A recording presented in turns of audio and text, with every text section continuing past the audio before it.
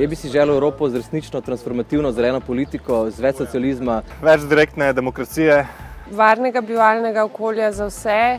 Manj vseh fobij, se pravi od ksenofobij, rasnih, nestrpnosti, verskih in tako naprej. More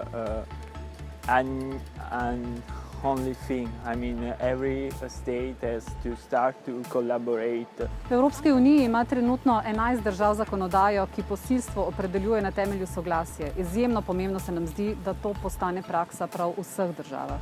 The future of Europe is a future of values, a future of unity, and hopefully a future of youth. Da bi v bistvu Evropa čez 10 let bila bolj usmerjena za pomoč socialno ogroženim. Da se iztegne ta roka pomoči še ostalemu svetu. Marsikaj bolj bi bilo na področju sociale, pa mogoče zdravstva.